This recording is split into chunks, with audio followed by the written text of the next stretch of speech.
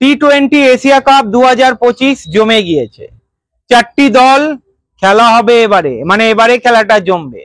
Group পর্বের কি খেলা হয়েছে সেটা বাদ দিন, এবারে যে খেলাটা হবে এখানেই আসল পরীক্ষা। ইন্ডিয়াকে অতিরিক্ত মানে আত্মবিশ্বাসী মনে হচ্ছে, আর এই অতিরিক্ত আত্মবিশ্বাসী ইন্ডিয়াকে ডোবাতে পারে।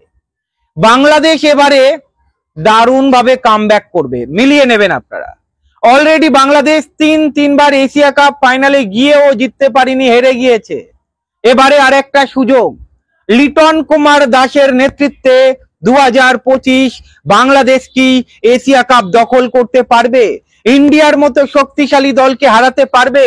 শ্রীলঙ্কার মতো দলকে হারাতে পারবে? পাকিস্তানের মতো দলকে হারাতে পারবে? অনেক টাকার প্রশ্ন কিন্তু করলাম আপনাদের। তবে বাংলাদেশকে হালকাভাবে নেবার প্রয়োজন নেই। ইন্ডিয়া যদি হালকাভাবে নেয় তাহলে হতেই পারে ইন্ডিয়াকে দুরমুশ করে দিতে পারে। আমরা এর আগের বারেও দেখেছিলাম 6 রানে জিতে গিয়েছিল বাংলাদেশ ইন্ডিয়ার কাছে। এবারে যেন হেরে না যায় ইন্ডিয়া, কারণ যেভাবে আত্মবিশ্বাসী ইন্ডিয়াকে দেখাচ্ছে, দেখানোর কথা শক্তিশালী দল। তবে বুঝতে পারেন তো অতিরিক্ত আত্মবিশ্বাসী কি হয়, মানে পতনের কারণ হতে পারে। আমরা ওমানের ম্যাচটা দেখেছি, মানে প্রায় হারিয়ে দিচ্ছিল ইন্ডিয়াকে। এবারে ভাবুন তো, বাংলাদেশের এখন বোলিং বিভাগ যথেষ্ট শক্তিশালী।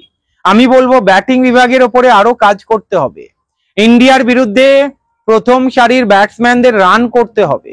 লিটন কুমার দারুণ ক্যাপ্টেন্সি করছেন, তবে ব্যাটে রান অব্যাহত রাখতে হবে।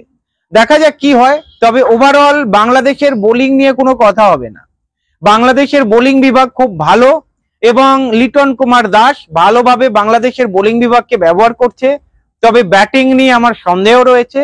ব্যাটিং এ আরো গভীরতা দরকার, ব্যাটিং এ আরো একটু শক্তি দেখাতে হবে। শ্রীলঙ্কার মতো দলকে হারাতে হবে, পাকিস্তানের মতো দলকে হারাতে হবে, ইন্ডিয়ার মতো দলকে হারাতে হবে, তারপরেই কিন্তু ফাইনালে উঠবে। দেখা যাক বাংলাদেশ করে দেখাতে পারে কিনা।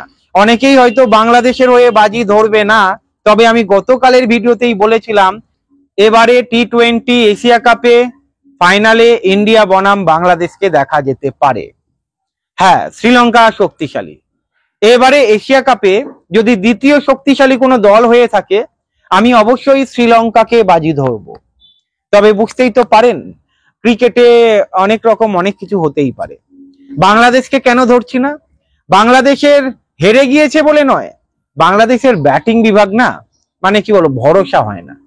মানে আজকে রান করলো, কালকে হয়তো শূন্যতে আউট হয়ে যেতে পারে।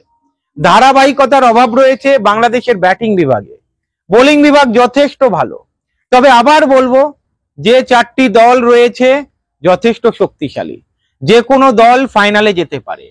ইন্ডিয়া ফাইনালে যাচ্ছে এটা অনেকেই ধরে রাখছে।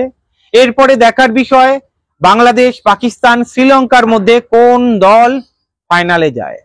সবকটা দলই কিন্তু শক্তিশালী। আমি বাজি ধরবো বাংলাদেশের হয়ে, কারণ বাংলাদেশ এই মুহূর্তে ওদের বোলিং বিভাগ যথেষ্ট শক্তিশালী।